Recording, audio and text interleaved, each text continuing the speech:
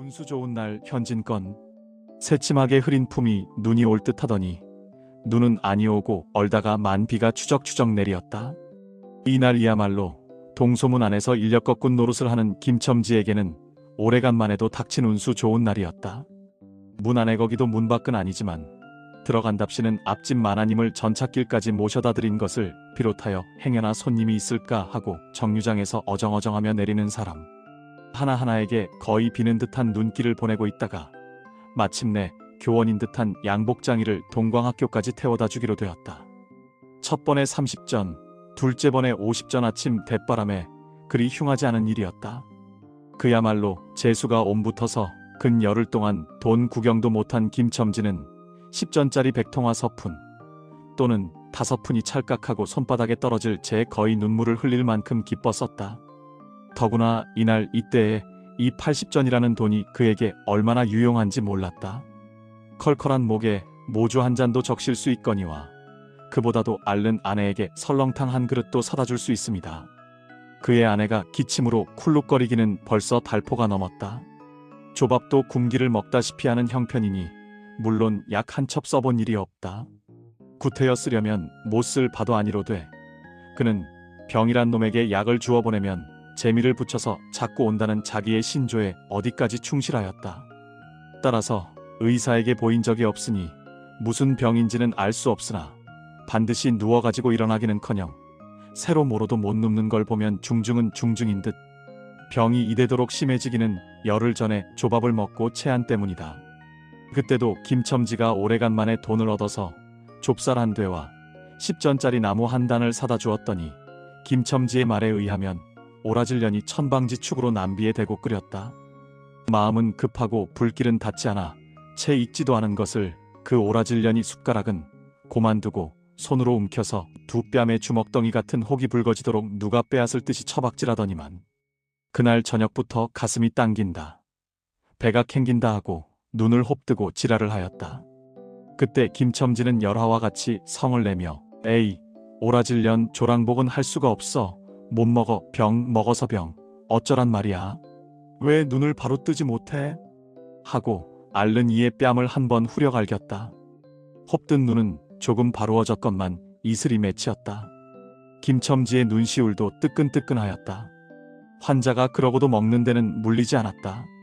사흘 전부터 설렁탕 국물이 마시고 싶다고 남편을 졸랐다. 이런 오라질년 조밥도 못 먹는 년이 설렁탕은 또 처먹고 지랄병을 하게 라고 야단을 쳐보았건만 못 사주는 마음이 시원치는 않았다. 인제 설렁탕을 사줄 수도 있다. 앓는 어미 곁에서 배고파 보채는 개똥이 3살 먹이에게 죽을 사줄 수도 있다. 80전을 손에 쥔 김첨지의 마음은 푼푼하였다. 그러나 그의 행운은 그걸로 그치지 않았다.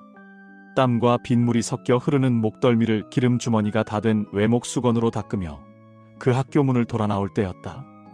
뒤에서 인력 꺼 하고 부르는 소리가 났다. 자기를 불러 멈춘 사람이 그 학교 학생인 줄 김첨지는 한번 보고 짐작할 수 있었다. 그 학생은 다짜고짜로 남대문 정거장까지 얼마요? 라고 물었다. 아마도 그 학교 기숙사에 있는 이로 동기 방학을 이용하여 귀향하려 함이로다. 오늘 가기로 작정은 하였건만 비는 오고 짐은 있고 해서 어찌할 줄 모르다가 마침 김첨지를 보고 뛰어나왔음이리라. 그렇지 않다면 왜 구두를 채 신지 못해서 질질 끌고 비록 곡구라 양복일망정 노바기로 비를 맞으며 김첨지를 뒤쫓아 나왔으랴. 남대문 정거장까지 말씀입니까? 하고 김첨지는 잠깐 주저하였다. 그는 이 우중에 우장도 없이 그 먼 곳을 칠벅거리고 가기가 싫었음일까? 처음 것, 둘째 것으로 고만 만족하였음일까? 아니다. 결코 아니다. 이상하게도 꼬리를 맞물고 덤비는 이 행운 앞에 조금 겁이 났습니다. 그리고 집을 나올 제 아내의 부탁이 마음에 캥기었다. 앞집 마나님한테서 부르러 왔을 제 병인은 그 뼈만 남은 얼굴에 6월의 샘물 같은 유달리 크고 움푹한 눈에다 애걸하는 빛을 띄우며 오늘은 나가지 말아요. 제발 덕분에 집에 붙어 있어요. 내가 이렇게 아픈데 하고 모기 소리같이 중얼거리며 숨을 걸그렁걸그렁하였다. 그래도 김첨지는 대수롭지 않은 듯이 앞다 젠장 맞을련 빌어먹을 소리를 다 하네 맞붙들고 앉았으면 누가 먹여 살릴 줄 알아? 하고 훌쩍 뛰어나오려니까 환자는 붙잡을 듯이 팔을 내저으며 나가지 말라도 그래. 그러면 일찍이 들어와요. 하고 목매인 소리가 뒤를 따랐다. 정거장까지 가잔 말을 들은 순간에 경련적으로 떠는 손, 유달리 큼직한 눈, 울듯한 아내의 얼굴이 김첨지의 눈앞에 어른어른하였다. 그래, 남대문 정거장까지 얼마란 말이오? 하고 학생은 초조한 듯이 인력거꾼의 얼굴을 바라보며 혼잣말같이 인천차가 11점에 있고 그 다음에는 새로 2점이던가 라고 중얼거린다. 이런 50점만 줍시오. 이 말이 저도 모를 사이에 불쑥 김첨지의 입에서 떨어졌다. 제 입으로 부르고도 스스로 그 엄청난 돈 액수에 놀래었다. 한꺼번에 이런 금액을 불러라도 본 지가 그 얼마만인가. 그러자 그 돈 벌 용기가 병자에 대한 염려를 사르고 말았다. 설마 오늘 안으로 어떠랴 싶었다. 무슨 일이 있더라도 제일 제2의 행운을 곱친 것보다도 오히려 갑절이 많은 이 행운을 놓칠 수 없다 하였다. 이런 50전은 너무 과한데? 이런 말을 하며 학생은 고개를 기웃하였다. 아니오시다. 이 수로 치면 여기서 거기가 시오리가 넘는답니다. 또 이런 진날에는 좀 더 주셔야죠. 하고 빙글빙글 웃는 차부의 얼굴에는 숨길 수 없는 기쁨이 넘쳐 흘렀다. 그러면 달라는 대로 줄 터이니 빨리 가요. 관대한 어린 손님은 그런 말을 남기고 총총히 옷도 입고 짐도 챙기러 갈 대로 갔다. 그 학생을 태우고 나선 김첨지의 다리는 이상하게 가뿐하였다. 다름질을 한다는 이보다 거의 나는 듯하였다. 바퀴도 어떻게 속히 도는지 군다는 이보다 마치 얼음을 지쳐나가는 스케이트 모양으로 미끄러져가는 듯하였다. 언 땅에 비가 내려 미끄럽기도 하였다. 이윽고 끄는 이의 다리는 무거워졌다. 자기 집 가까이 다다른 까닭이다. 새삼스러운 염려가 그의 가슴을 눌렀다. 오늘은 나가지 말아요. 내가 이렇게 아픈데. 이런 말이 잉잉 그의 귀에 울렸다. 그리고 병자의 움쑥 들어간 눈이 원망하는 듯이 자기를 노려보는 듯하였다.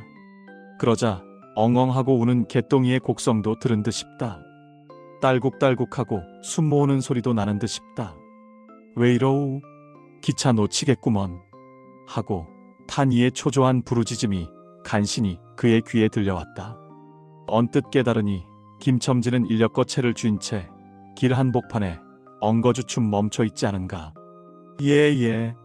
하고 김첨지는 또다시 다름질하였다. 집이 차차 멀어갈수록 김첨지의 걸음에는 다시금 신이 나기 시작하였다. 다리를 제겨 놀려야만 쉴 새 없이 자기의 머리에 떠오르는 모든 근심과 걱정을 잊을 듯이 정거장까지 끌어다주고 그 깜짝 놀란 일원 50전을 정말 제 손에 쥐매 말 맞다나 심리나 되는 길을 비를 맞아가며 질퍽거리고 온 생각은 아니하고 거저 얻은 듯이 고마웠다. 졸분화된 듯이 기뻤다. 제 자식 벌밖에 안 되는 어린 손님에게 몇 번 허리를 굽히며 안녕히 다녀옵시오 라고 깍듯이 재우쳤다. 그러나 빈 인력거를 털털거리며 이 우중에 돌아갈 일이 꿈밖이었다. 노동으로 하여 흐른 땀이 식어지자 굶주린 창자에서 물 흐르는 옷에서 어슬어슬한 기가 솟아나기 비롯함에 1원 50전이란 돈이 얼마나 괜찮고 괴로운 것인 줄 절실히 느끼었다. 정거장을 떠나는 그의 발길은 힘 하나 없었다. 온몸이 옹송그려지며 당장 그 자리에 엎어져 못 일어날 것 같았다. 젠장 맞을 것. 이 비를 맞으며 빈 인력거를 털털거리고 도라를 간담. 이런 빌어먹을 제 할미를 붙을 비가 왜 남의 상판을 딱딱 때려. 그는 몹시 화증을 내며 누구에게 반항이나 하는 듯이 개걸거렸다. 그럴 즈음에 그의 머리엔 또 새로운 광명이 비쳤나니 그것은 이러고 갈 게 아니라 이 근처를 빙빙 돌며 차 오기를 기다리면 또 손님을 태우게 될는지도 몰라 란 생각이었다. 오늘 운수가 괴상하게도 좋으니까 그런 요행이 또 한 번 없으리라고 누가 보증하랴. 꼬리를 굴리는 행운이 꼭 자기를 기다리고 있다는 내기를 해도 좋을 만한 믿음을 얻게 되었다. 그렇지만 정거장 인력거꾼의 등살이 무서워 정거장 앞에 섰을 수가 없었다. 그래, 그는 이전에도 여러 번 해본 일이라 바로 정거장에서 조금 떨어져서 사람 다니는 길과 전찻길 틈에 인력거를 세워놓고 자기는 그 근처를 빙빙 돌며 형세를 관망하기로 하였다. 얼마 만에 기차는 왔고 수십 명이나 되는 손이 정류장으로 쏟아져 나왔다. 그 중에서 손님을 물색하던 김첨지의 눈에 양머리에 뒤축 높은 구두를 신고 망토까지 두른 기생퇴물인 듯 난봉 여학생인 듯한 여편네의 모양이 띄었다. 그는 슬근슬근 그 여자의 곁으로 다가들었다. 아씨, 인력거 아니 타시랍시오? 그 여학생인지 뭔지가 한참은 매우 때깔을 빼며 입술을 꼭 다문 채 김첨지를 거들떠보지도 않았다. 김첨지는 구경하는 거지나 무엇같이 연해연방 그의 기색을 살피며 아씨 정거장 애들보담 아주 싸게 모셔다 드리겠습니다. 댁이 어디신가요? 하고 추근추근하게도 그 여자의 들고 있는 일본식 버들고리 짝에 제 손을 대었다. 왜 이래? 남 귀찮게. 소리를 병력같이 지르고는 돌아선다. 김첨지는 어랍시오 하고 물러섰다. 전차가 왔다. 김첨지는 원망스럽게 전차 타는 일을 노리고 있었다. 그러나 그의 예감을 틀리지 않았다. 전차가 빡빡하게 사람을 싣고 움직이기 시작하였을 제 타고 남은 손 하나가 있었다. 굉장하게 큰 가방을 들고 있는 걸 보면 아마 붐비는 차 안에 짐이 크다 하여 차장에게 밀려 내려온 눈치였다. 김첨지는 대어섰다. 인력거를 타시랍시오. 한동안 값으로 실랑이를 하다가 60전에 인사동까지 태워다 주기로 하였다. 인력거가 무거워짐에 그의 몸은 이상하게도 가벼워졌고 그리고 또 인력거가 가벼워져서 몸은 다시금 무거워졌는데 이번에는 마음조차 초조해온다. 집의 광경이 자꾸 눈앞에 어른거리어 이젠 요행을 바랄 여유도 없었다. 나무 등걸이나 무언만 같고 제 것 같지도 않은 다리를 연해 꾸짖으며 갈팡질팡 뛰는 수밖에 없었다. 저놈의 인력거꾼이 저렇게 술이 취해가지고 잊은 땅에 어찌 간호하고 길 가는 사람이 걱정을 하리만큼 그의 걸음은 황급하였다. 흐리고 비오는 하늘은 어둠침침한 게 벌써 황혼에 가까운 듯하다. 창경원 앞까지 다다라서야 그는 턱에 닿는 숨을 돌리고 걸음도 늦추잡았다. 한 걸음 두 걸음 집이 가까워 올수록 그의 마음은 괴상하게 누그러졌다. 그런데 이 누그러짐은 안심에서 오는 게 아니요 자기를 덮친 무서운 불행이 박두한 것을 두려워하는 마음에서 오는 것이다. 그는 불행이 닥치기 전 시간을 얼마쯤이라도 늘리려고 버르적거렸다. 기적에 가까운 벌이를 하였다는 기쁨을 할 수 있으면 오래 지니고 싶었다. 그는 두리번 사면을 살피었다. 그 모양은 마치 자기 집, 곧 불행을 향하고 달려가는 제 다리를 제 힘으로는 도저히 어찌할 수 없으니 누구든지 나를 좀 잡아다고 구해다고 하는 듯하였다. 그럴 즈음에 마침 길가 선술집에서 친구 치삼이가 나온다. 그의 우글우글 살진 얼굴은 주홍이 오른 듯 온 턱과 뺨을 시커멓게 구레나룻이 덮이고 노루탱탱한 얼굴이 바짝 말라서 여기저기 고랑이 파이고 수염도 이때야 턱 밑에만 마치 솔잎송이를 거꾸로 붙여놓은 듯한 김첨지의 풍채하고는 기이한 대상을 찢고 있었다. 여복의 김첨지, 자네 문 안 들어갔다 오는 모양일세 그려. 돈 많이 벌었을 테니 한 잔 빨리게. 뚱뚱 보는 말라깽이를 보는 말맡에 부르짖었다. 그 목소리는 몸짓과 딴판으로 연하고 싹싹하였다. 김첨지는 이 친구를 만난 게 어떻게 반가운지 몰랐다. 자기를 살려준 은인이나 무엇같이 고맙기도 하였다. 자네는 벌써 한 잔 한 모양일세 그려. 자네도 재미가 좋아 보이. 하고 김첨지는 얼굴을 펴서 웃었다. 앞다. 재미 안 좋다고 술 못 먹을랜가. 그런데 여보게, 자네 왼몸이 어째 물독에 빠진 새앙쥐 같은가? 어서 이리 들어와 말리게. 선술집은 훈훈하고 뜨뜻하였다. 추어탕을 끓이는 솥뚜껑을 열정마다 뭉게뭉게 떠오르는 흰 김 석쇠에서 빠지짓 구워지는 너비안이 구이며 제육이며 간이며 콩팥이며 북어며 빈대떡. 이 너저분하게 늘어놓은 안주 탁자에 김첨지는 갑자기 속이 쓰려서 견딜 수 없었다. 마음대로 할 양이면 거기 있는 모든 먹음먹이를 모조리 깡그리 집어삼켜도 시원치 않았다. 하되 배고픈 이는 우선 분량 많은 빈대떡 2개를 쪼이기로 하고 추어탕을 한 그릇 청하였다. 줄인 창자는 음식 맛을 보더니 더욱더욱 비어지며 자꾸자꾸 드리라 하였다. 순식간에 두부와 밑꿀이 든 국 한 그릇을 그냥 물같이 들이키고 말았다. 첫째 그릇을 받아들었을 제 데우던 막걸리 곱빼기 2잔이 더 왔다.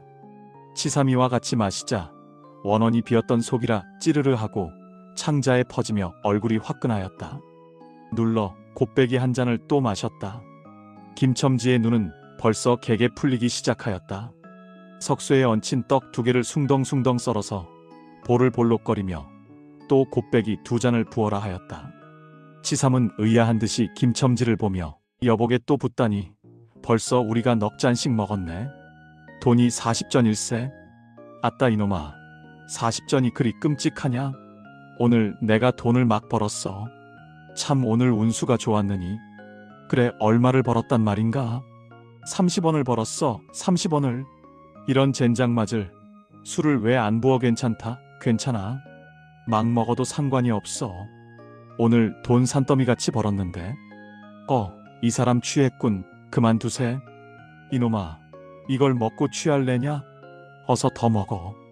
하고는 치삼의 귀를 잡아치며 취한 이는 부르짖었다.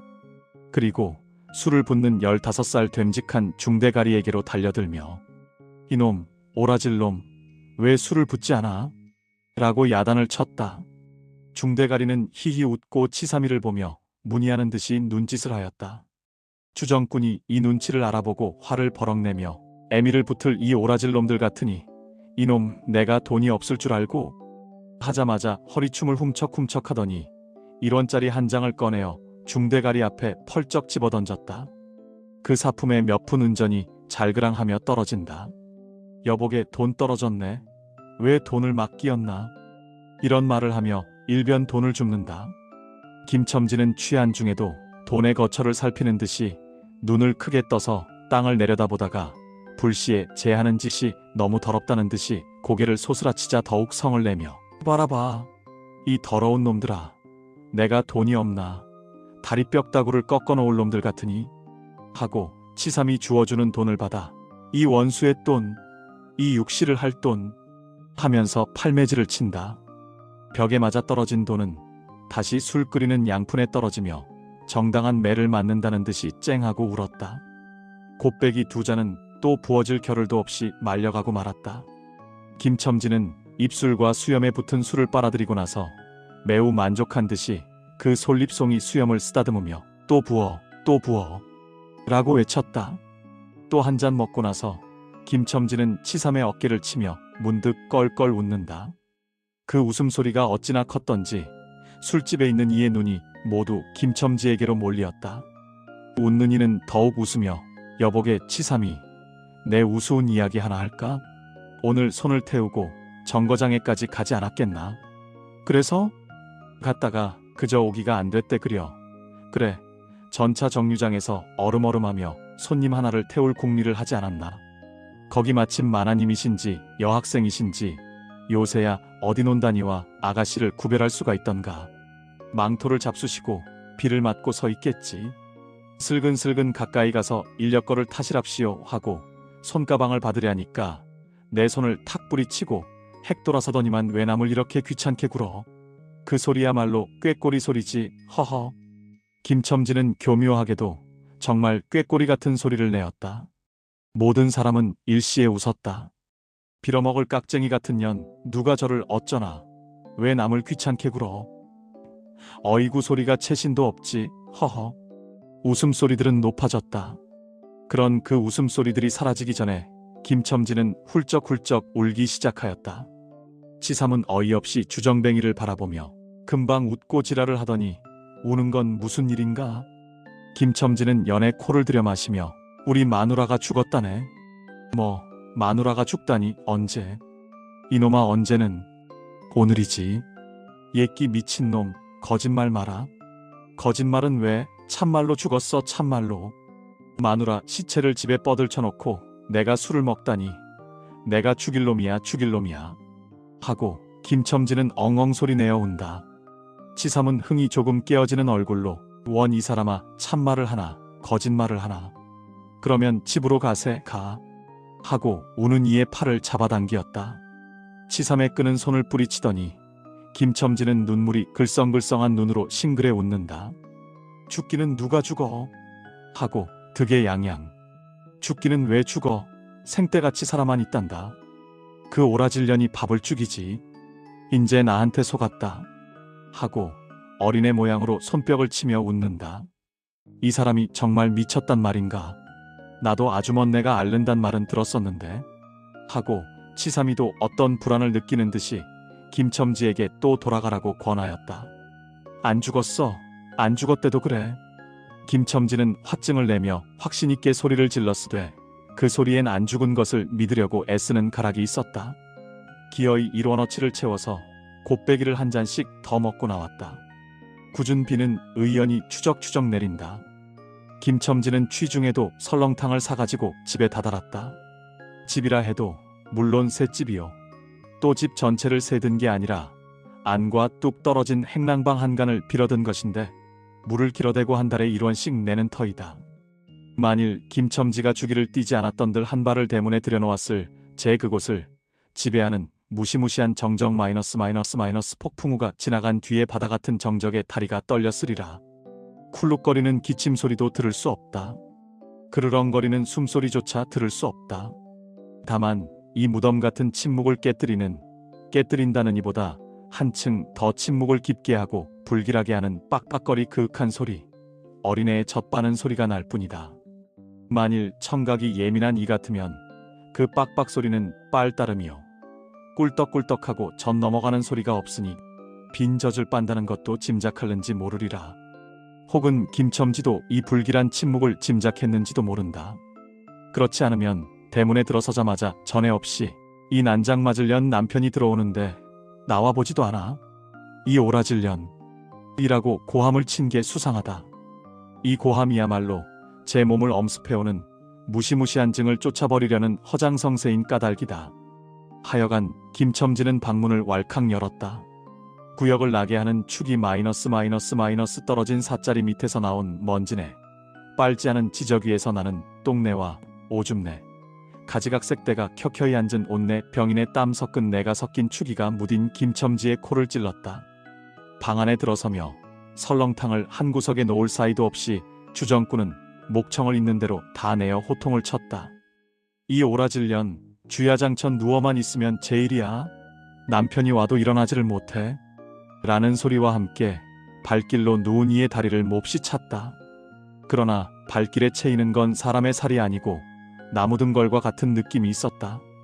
이때 빽빽 소리가 응아 소리로 변하였다. 개똥이가 물었던 젖을 빼어놓고 운다. 운데도 온 얼굴을 찡그려 붙어서 운다는 표정을 할 뿐이다. 응아 소리도 입에서 나는 게 아니고 마치 뱃속에서 나는 듯하였다. 울다가 목도 잠겼고 또 울 기운조차 시진한 것 같다. 발로 차도 그 보람이 없는 걸 보자 남편은 아내의 머리맡으로 달려들어 그야말로 까치집 같은 환자의 머리를 껴들어 흔들며 이년아 말을 해 말을. 입이 붙었어. 이 오라질년. 응. 이것 봐. 아무 말이 없네. 이년아 죽었단 말이냐. 왜 말이 없어? 응. 또 대답이 없네. 정말 죽었나 보이. 이러다가 누운 이의 흰 창이 검은 창을 덮은 위로 치뜬 눈을 알아보자마자 이 눈깔 왜 나를 바로 보지 못하고 천정만 바라보느냐. 응. 하는 말 끝엔 목이 메이었다. 그러자 산 사람의 눈에서 떨어진 닭똥 같은 눈물이 죽은 이의 뻣뻣한 얼굴을 어룽어룽 적시었다. 문득 김첨지는 미친 듯이 제 얼굴을 죽은 이의 얼굴에 한 대 비벼대며 중얼거렸다. 설렁탕을 사다 놓았는데 왜 먹지를 못하니 괴상하게도 오늘은 운수가 좋더니만.